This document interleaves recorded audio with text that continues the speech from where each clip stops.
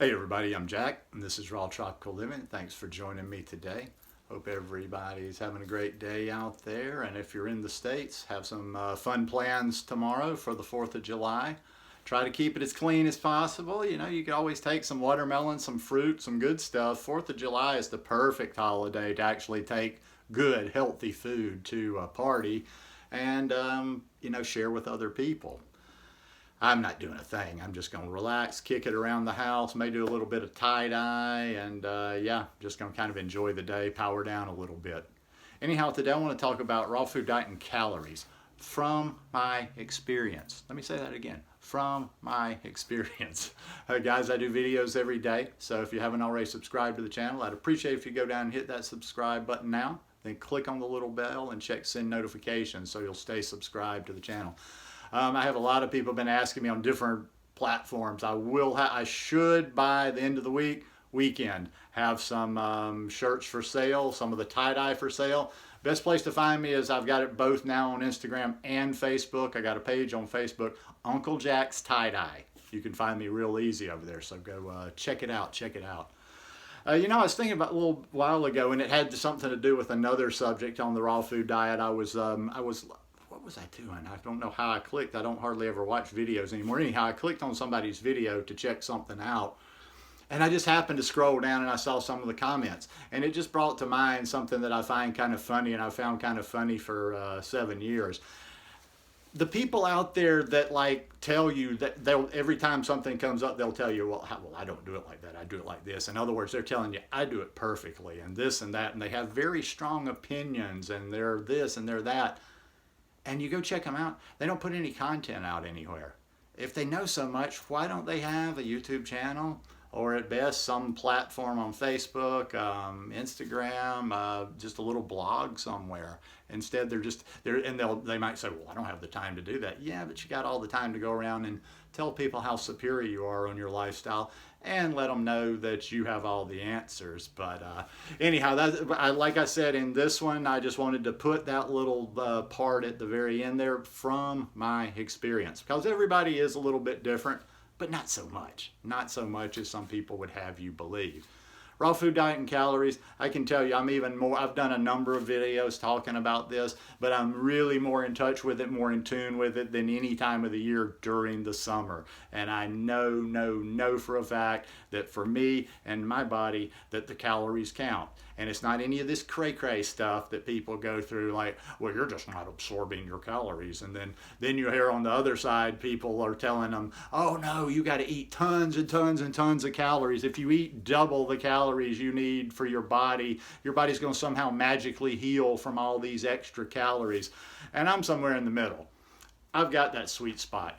Once again, as I always like to say, to be transparent, I don't count calories, and I don't even keep a food journal and write things down. But when you spend all your time by yourself, and you've been doing this food thing as long as I have, I just know, I kind of translate. It's like when I'm eating a banana, I know, okay, a medium banana is about 100 calories. This one's a little bit bigger. This is a little bit smaller. Mangoes are about this. This is about this. I need to get my greens, blah, blah, blah. And I'm cognizant of the amounts of food I'm taking in. And I know, and sometimes maybe it's not, I know it would translate to a certain amount of calories, but sometimes I just kind of know the volume of food that I need to take in. The summer, it's so hot here in the South that my appetite just drops a little bit. I drink my watermelon juice in the morning. It tends to fill me up. But as I mentioned in that video yesterday, watermelon doesn't have a whole lot of calories in it. So, I've said I could just fade away and just drink watermelon juice all summer. But yeah, I couldn't do that.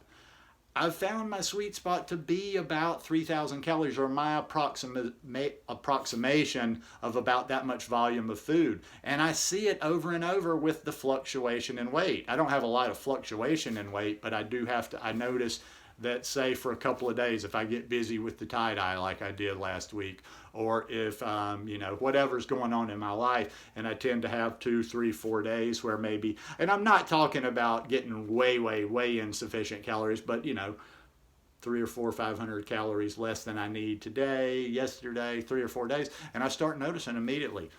The pants start getting a little bit loose. I pop on the scale, I've dropped some weight. I get it back up. You know, I get back into that groove and I'm eating eating what I should eat every day. And actually with this summer, I'm just kind of trying to stay ahead. Some days I actually try to get more in than I need during the day without stuffing a bunch of fat in with that. And I do, allow myself some fat, but not, I mean, it's kind of a not allowing thing. The fat thing's always been a whole different relationship for me, it seems like, than anybody else. I don't restrict it.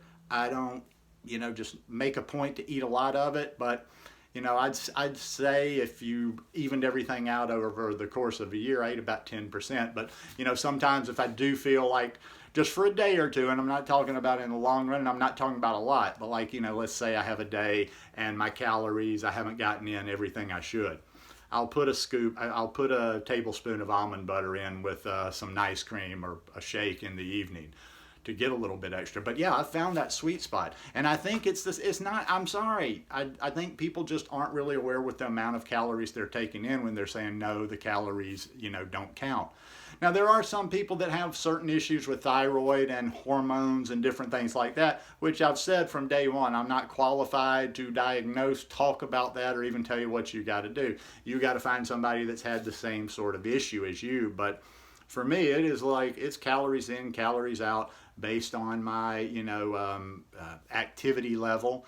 You would think it would have been easier for me this last year or this last 8 or 9 months to put the weight on, keep it on. And I did. I put on that feed bag over the winter. I came out of the winter about 165, 167, right? Summertime, I knew there was going to be a drop off, but maybe about 162, 163. If I can just if I at the end of the summer, if I don't go any below 160, I'm good, because then I'll hit it hard over the winter, and I'll put some back on, and I might even get more because I'm feeling a lot better. I had that little issue with inflammation in my rib cage for the longest time, and it's just kind of, like I say, it got in my head. And there are days when I'm like, okay, you should have gone to the gym today. You feel perfectly fine. And then there are other days where I still have a little stiffness and I probably shouldn't. But point being, I'm about to get back to exercising, because it's not even so much like anything other than just like I enjoy the way I feel when I'm exercising. Now, I'm not completely, stationary. I walk a good bit during the day, even when I'm not working out. But anyhow, we're talking about calories here. And listen, once again, from my experience, how my body has gone this whole time. In the beginning, let me tell you a little tale. I'll go back to the very beginning, and you that have watched me for a while, you've probably heard it a number of times. When I first came to this lifestyle, I watched a lot of these people that it was all about green juice and this and that, and also too, you don't realize how much food you have to eat. My weight just plummeted. I actually shouldn't have, I probably could have gone without even losing weight once I got to the raw and the vegan portion, because I had always been healthy a little while before. Well, the first, 3 months, 4 months of the raw food diet for me, I was like and it's weird. I was in San Jose, Costa Rica living, and my apartment didn't have the greatest mirrors, and where the mirrors were, it was kind of dark, and I just didn't see it. Then I got back to the States one time, and I was just like emaciated, and I was so skinny. And my experience here's what it was. I was like, all the time, I was kind of like, just, weak feeling. I got to a point about 3 or 4 months after I started doing this lifestyle, every time I stood up, I'm not talking about from laying down, getting up off the floor. Every time I just stood up, I got kind of, there were a few times where I really thought I was going to black out, and every time I was getting to where I had to kind of hold on to something like that. I also noticed myself being very emotional. I didn't really dig that. And I'm not Mr. Macho that, I don't want to show emotion, but I was just like, yeah, I'm feeling emotional all the time. I'm low blood sugar. And it all boiled down to, I simply wasn't eating enough. And when I had come back to the States, this was probably September of 2011, I guess it would be, 2012. I mean, I was like down below, I was like 143, 144 pounds. And that, to this day, it's not that hard to keep weight on a raw food lifestyle. And I'd probably look a lot different if I'd have known that in the beginning, because I could have kept my weight. I was, pretty jacked when I came to this lifestyle. I was about 180, kind of thick. it's really not that hard to maintain your weight once you kind of get into this thing, but it is harder to put weight on this, and I won't even quote them because maybe they don't want to be quoted, but even a prominent raw foodist who eats nothing but raw all the time, it said simply, yeah, if you're trying to gain weight, you probably need to make just the best decisions you can eating some cooked food. So it is what it is, and that's always going to be my opinion. It's just simple common sense for me. Now, if somebody else out there has, unicorn dust body types that are just, they work magically and whatever, so be it. But I'm always just, what practical approach to things. And for me, I just know. And you know what? It's funny. If somebody wanted to challenge me and they had enough money, I'd say, well, okay, fly me to where you are. I'll eat every day. We'll even fluctuate my calories in and out, and you'll see. You'll see.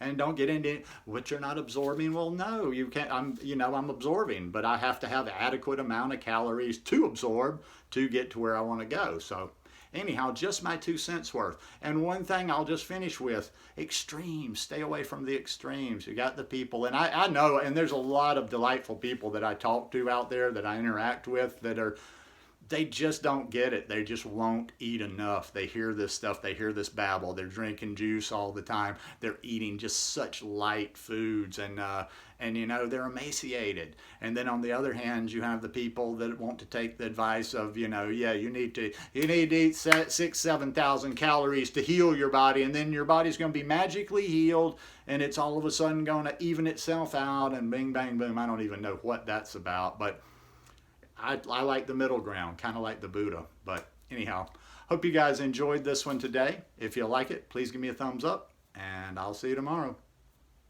Peace.